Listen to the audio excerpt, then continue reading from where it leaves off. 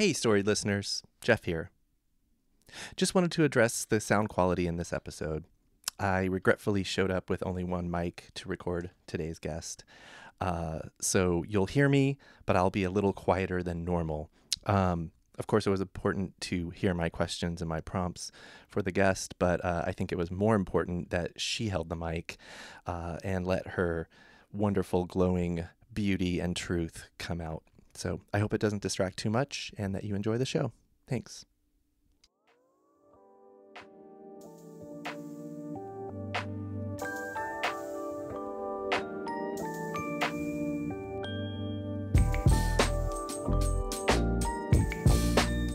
Her name is Bertha. I can't forget Bertha. Okay. We were 12 years old, and Bertha lived around the corner. And I remember me and Bertha kissing. And I remember me and Bertha rubbing up against each other. Okay. Jeff, I couldn't tell you nothing else, but I know, Jeff, it felt good.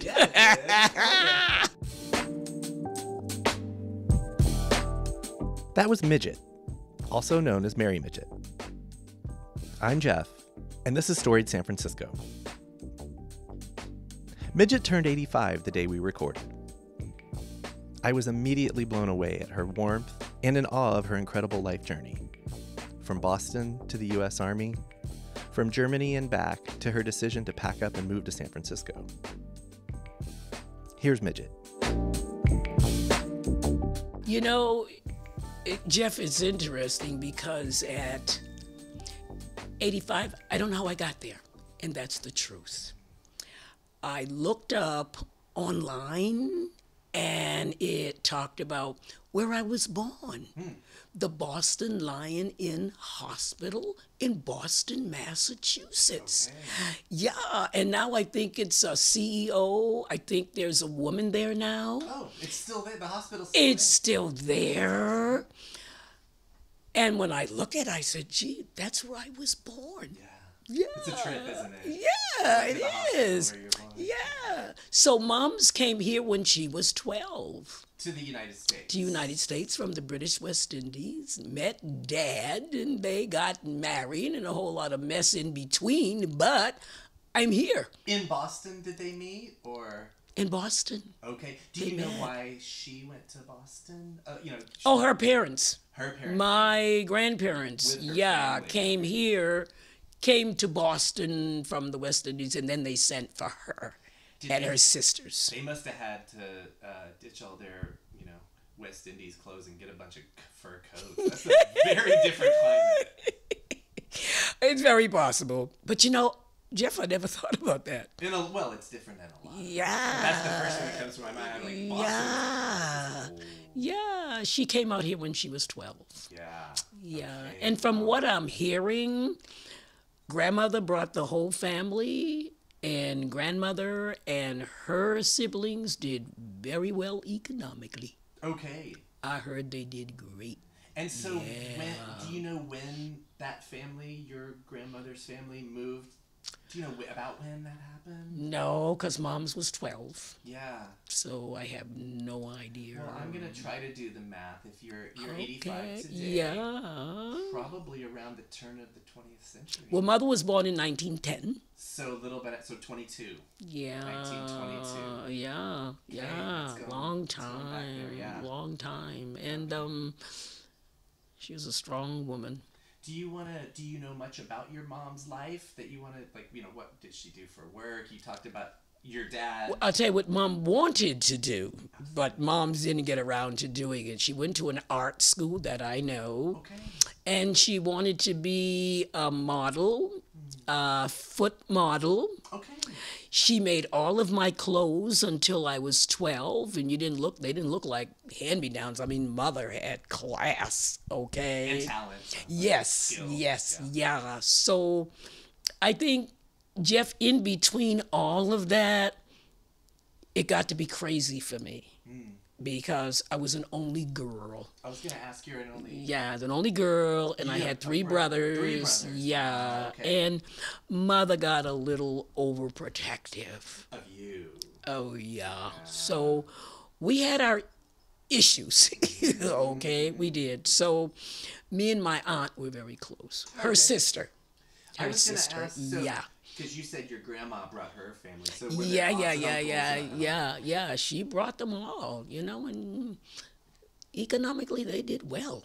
I mean, when I read up all the history, and I find sometimes I can't remember it all, but I think the uncles, they had stocks in Pacific Bell, and they all owned property, even though it was Boston, Massachusetts. Right. My grandmother owned a lot of property in Back Bay, Boston Back Bay, and her siblings moved to New York and bought a lot of property in Harlem, the Victorian.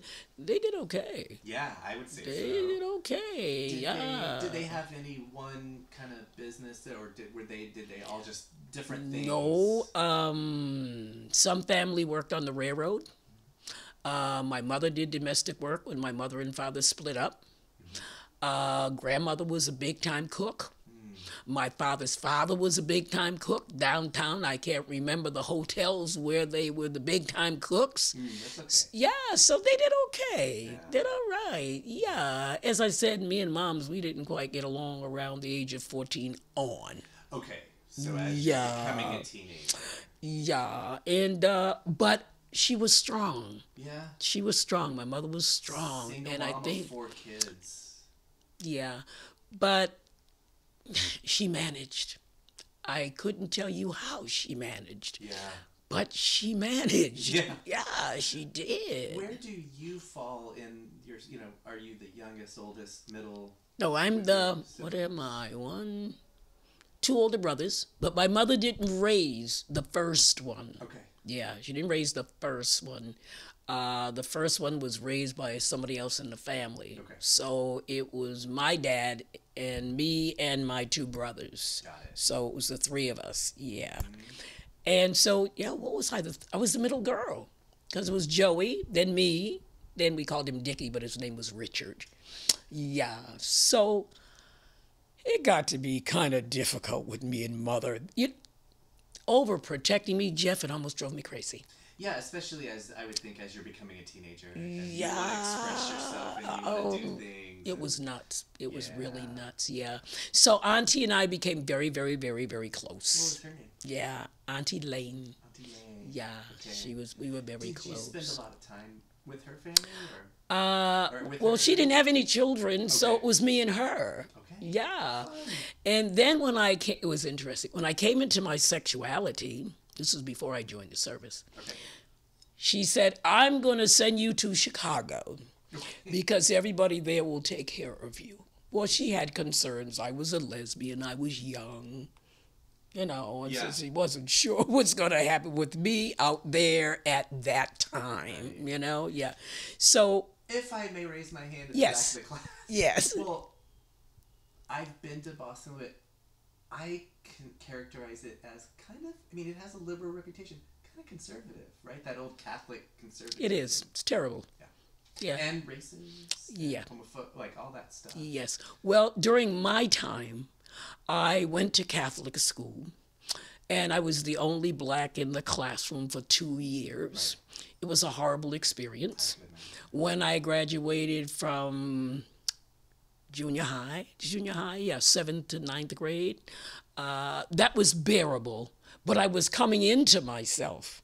So I was like, rah-rah, cheerleader and all that good stuff. Okay. So by the time I left and went to high school, that was like 9, 10, 11, 12. So there was only 5 black graduates in my high school. Right. So again, when I got out of high school, it wasn't real clear what I was going to do. I was going to do many things. I learned how to cornrow hair because I went to camp every summer. Okay. So my thought was, I could do that. I could, braid hair. Yeah. And then I said, no, I don't want to do that, right? And then I went to, it was a commercial course in high school. And then I said, no, I don't want to sit in no office. Yeah. And then I had a great art teacher. So then I said I could be an artist. Jeff, I went through a whole lot of things. I did. I was going to say, great art teachers can make a big difference. Yeah, she was a wonderful person. Teachers in general. Yeah, especially yeah, teachers. yeah, she was. Music teachers, that kind of thing. And my music teacher, he was a nice guy. What he did, he would play the 78s, because it was 78s then, of course, right? He would play them, and he would ask us. That's why I have an appreciation for music now. He would ask us to pick out every musical instrument. Oh, that's fun. It was wonderful. Yeah. And that's how come now I can listen and appreciate, not this shit that they're, okay, not that stuff that they have now, but I mean real music. Yeah, You I can think pick, especially yeah. when we're talking about young children, asking them to pick out then you start seeing how the different parts play together and make the whole, right? Yeah. Isn't that what it's all And about? and I did appreciate that. So when it was time for me to get out of high school, Jeff, I didn't know where I was going, what I was going to do, but I knew my mother drove me crazy. Yeah. That much I knew. Can we back up real quick? Yes, back up. You brought up sexuality more than one time. Yeah. Do you want to share any of that with us? Like, when did you know that you were gay? Was there a coming out because it was a much different world? Yeah. Then? Did your aunt know? You know, that kind of thing. Auntie knew. Yeah. Auntie knew. Yeah. That's why she said she wanted to send me to Chicago. Right. Okay. Without you even having to tell her. Yeah. I remember my mother sent me to a shrink. And I remember the ink blot text. I mean, now I remember them now, right? Yeah, okay, that was it. Yeah. And I always had a fantasy of living in a house and having someone with a briefcase going out the door, taking care of me and children and the children. I always wanted the children. Yeah. So that was the fantasy. Never came true, but anyway, that was the fantasy. But I know her name is Bertha. I can't forget Bertha. Okay. We were 12 years old, and Bertha lived around the corner.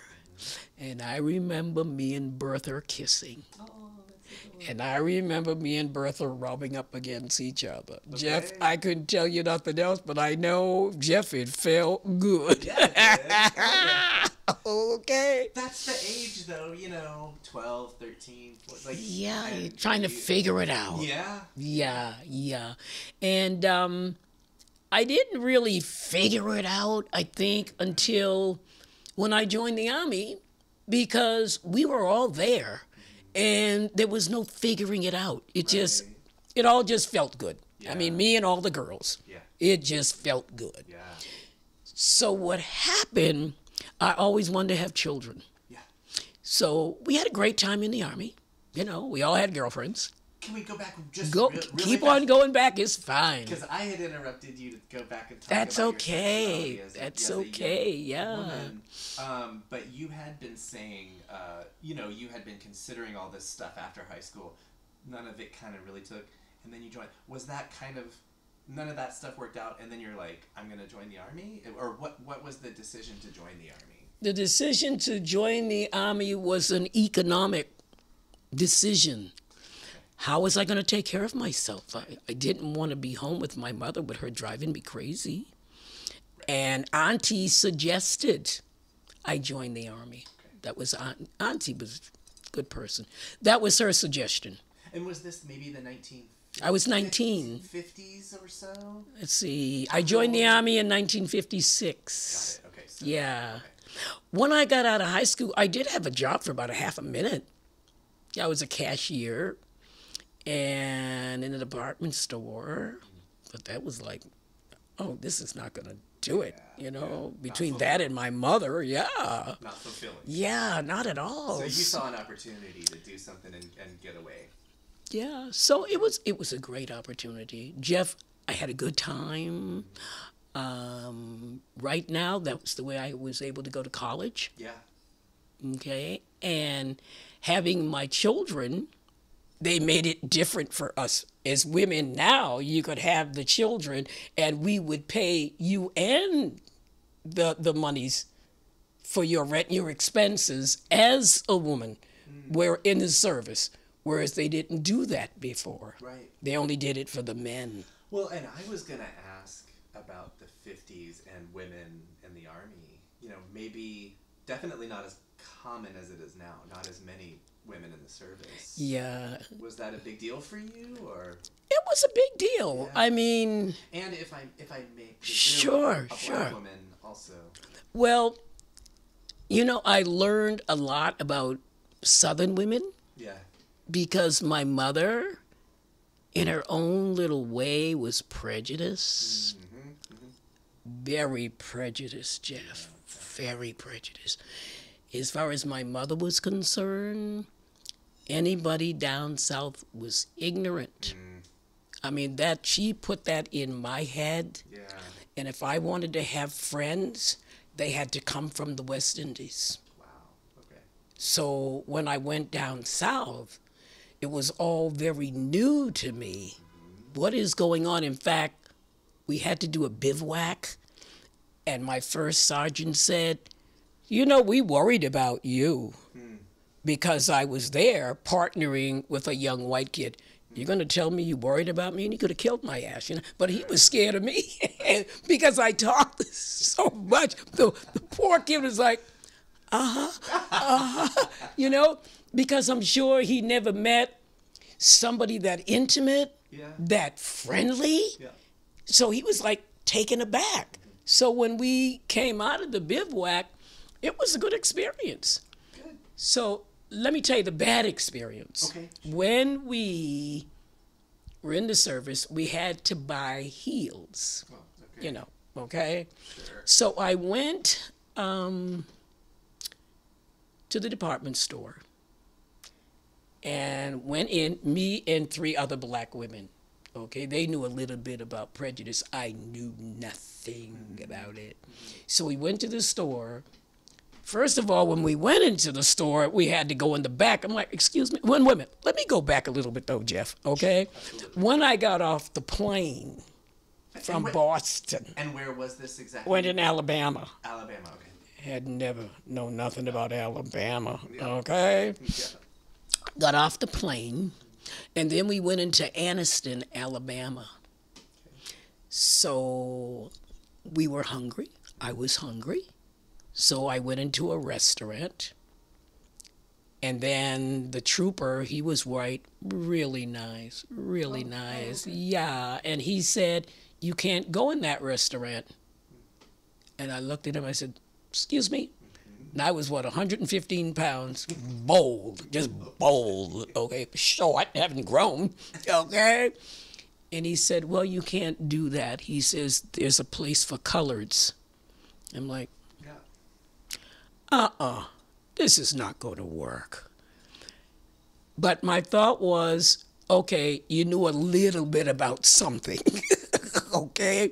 And the white girls, was 3 of us that all went down south together, and they were very supportive. You know, they said, well, Midgett, maybe you should reconsider. And the Mountie was nice. So I went into this restaurant. It was nasty. Yeah. Okay. The guy who was doing the cooking, he was fat. He was white. He was nasty. Okay. So I said, I want scrambled eggs, toast, and da-da-da-da-da. And then I got up and I said, shove it up your ass. Oh. And I walked out. Yes. It's a wonder I'm here to tell it, so they tell me. Because I didn't know. I mean, I read a little bit. But maybe that was your first experience. It was. Face-to-face with it. Yeah. So when we left that place, I never went off base again, except with my friends. Yeah. And then by that time, I was stationed in Fort Meade. Which is? Where's that? Near Washington, New York. When I say near Washington, New York, you're young, you party, we got a car, not me. We'd drive to New York from Fort Meade, Maryland. Yeah, you know, we'd go to Washington, you know, and just party. Yeah. So I just partied until I signed up to go to Germany. Okay. Wonderful experience on both parts. Share any of those party stories? Well, let's see. Job-wise, it was good. Yeah. My first sergeant, he was wonderful. So I was able to maintain my sanity and work. I had to do office work. For the Army? Yeah, for the Army. They call it clerical? Yeah, clerical, yeah. So I did clerical work. And my first sergeant, my boss, he was a sweetheart. Okay. Then I graduated to another job, the same thing. And my captain, she was a pisser, because what I did, I took my uniform and made my skirt, you know, really sexy and tight, and then I'd wear my heels, and she told me I couldn't do that, and I'm saying to myself, yes, I'm going to do that, because I just knew I was cute. Okay. By that time and all that insanity, I met a lot of good friends. Yeah. So those experiences were wonderful. Yeah. And going overseas was equally as wonderful. Exciting. Very, very. First time overseas. First time, and Germany, right? Germany. Okay. And it was good. It was good. I learned that living in the United States, people don't realize how fortunate they are. Yeah. They don't have a clue. Right. Okay. I saw a guy picking up a cigarette off the ground, and he had a black band on his arm. So I found out that when you have a black band, it almost means like you're almost like on welfare. And I was going to give the guy a cigarette or something, and somebody said, no, don't do that, because things would be taken away from him. Wow, and this is after World War II. Yeah, You'd think this was in the 50s. They would have stopped making people wear things like Well, that. You would think. I know. So where I worked, I bought everything from the PX and gave it to all the women, because they would do my work for me. Because that's a good deal. It was great. They were wonderful, wonderful women. Where were you in Germany? Frankfurt. Okay, yeah. Worked in the general hospital, you know, as a clerk or whatever I was, and I didn't like it at all. But the experience was good. It was a 3-year experience. I'm glad I did it. It was wonderful. Did you get to see any of where else in Europe? No, I kind of just stayed there, worked, and partied. There's a theme. That was it. And of course, in the back of my head, I always wanted to have children. That keeps coming up too. Yeah, I always wanted to have children, yeah. Are we talking right now, so your trip to Germany, are we talking late 50s, early 60s? Yeah, well, my son was born in 62. Okay. Yeah. Do you want to tell us that story? Yeah, well, I came out of the service, and went to New York with all my Army buddies. They were there. New York City. Yeah, they were there. So some had went to Japan, so we all kind of got together and came to Manhattan, 72nd Street, 82nd Street, all the good places, yeah. So I had a girlfriend at the time, and I said, it's time for me to have children. I want to have children. She said, you got to be kidding. She said, you are a party animal. Are you going to do what? And Jeff, it's what I always wanted. Yeah. It's what I always wanted. Yeah. So. And the time the time came. Yeah. So I went for the hunt, and my mother knew this gay guy, and as the expression goes, that was history. So moms came back into it. Because I went back to Boston. So were you getting along with her better now? Well, it was always. It was always auntie. Yeah. It was always auntie. Even when I went back and left New York and went back to Boston, because my best friend, I said to him, I wanted to have children, you be the dad. Mm-hmm. And he was gay, but he never accepted the fact that he was gay. Oh, my God, dear David.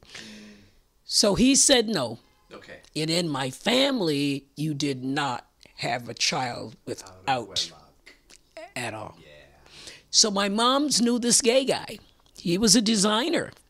We hooked up and we turned out to be the best of buddies. Okay. Oh, party, had a good time, and it was great. I have another question at the back of the Yes, question. yes. You definitely wanted children. Did you want your donor to be a father, an active Yes. parent? Okay. Yeah. And did this guy? And actually, I never thought about an active. I just assumed that I was going to marry you.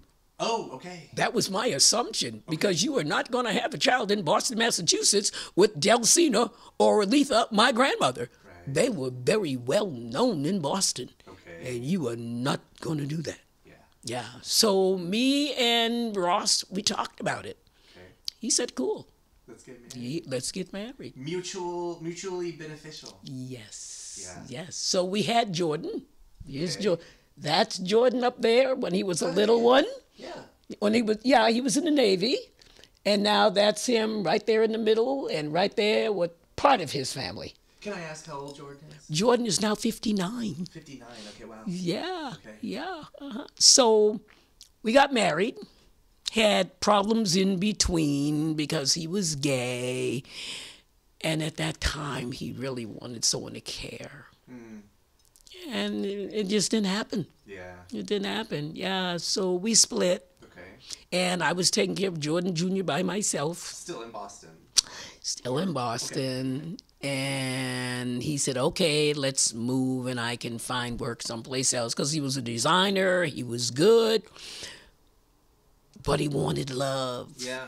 Don't we all? And so in finding love in all the wrong places, we went to Cleveland. Okay. And in Cleveland, it went downhill because he, again, was looking for love in all the wrong places. Yeah. So we came back to Brooklyn. Okay. And again, he was looking for love in all the wrong places. Okay? So it was me and Jordan. Me and little Jordan. Yeah. So I said, unto me, Midgett, something's got to give here. Something's got to give. So Mom, back in the picture. Okay. By that time, Mother moved to New Jersey. I don't know why Mother moved to New Jersey, but she moved to New Jersey. Yeah. I haven't figured it out yet, Why did Mother move to New Jersey? There are beautiful parts. Yeah, but I don't know why she did that. Yeah. So what happened was, it was me and Jordan. I needed to work, so Mother suggested that I board Jordan with a family that she knows in New Jersey. Okay. So I did, and I got a live-in job, which drove me crazy. Still in New York. In New York, yeah. And I'm thinking, this is not going to work. Sorry, when you say live-in job, do you mean like a nanny or? Yeah, well, nanny wasn't the word then. I just lived in, and I took care of a little boy. Okay. Yeah, and the lady, she was a sweetheart, and her son was nice. He was the same age as Jordan. Oh. So I brought Jordan to live with me. Yeah. And that was nice. Yeah. For a minute. Only for a minute. Yeah. Because her husband, this is what she did, it was her first year teaching. So she came home and told him all the things that happens with a first year teacher. So if you go into a classroom and you're not ready, like even a substitute, those kids will rip you apart. Oh, yeah. And I think they did with her, and she came home and she told her husband. So he told her to quit her job. So that means I had no place to stay. Yeah. So my son was back out there again in New Jersey. So I said, I need to find somebody. Yeah. And I found my daughter's husband, my daughter's dad. Okay. He had 3 kids. That was okay. Okay. That was all right. Did y'all get married too? We got married. Okay. Disaster. Okay. Really, really bad. Abusive. Oh, I'm sorry. Oh, yeah. And you know how you know there's a red flag, but you're like, oh, it'll go away? No. 10 years, it didn't go away. So my brother, I kept on telling my brother at that point lived out here. In San Francisco? Yeah. Okay. So I kept on telling him. So he said, that was my older brother. Yeah. He said he was coming to Boston to see Mom, visit the family, and he was going to come back here. So he told me when, and I was ready. I had packed my bags, shipped them out here, and told Henry, that was my second husband, told Henry, I'm going across the street.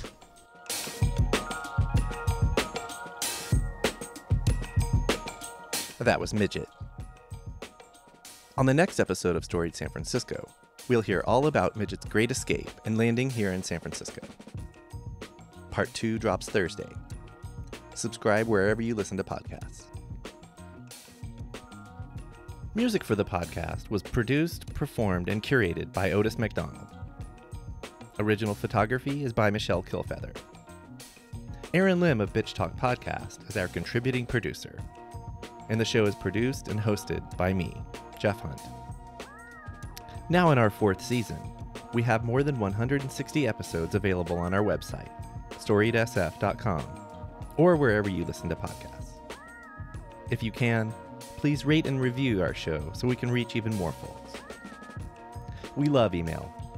Drop us a line at storiedsf@gmail.com. Thanks for listening. Stay strong, stay healthy, keep dreaming, and we'll see you next time on Storied San Francisco.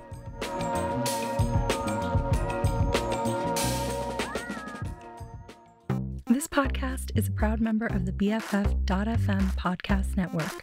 Learn more at podcasts.bff.fm. BFF.FM, best frequencies forever.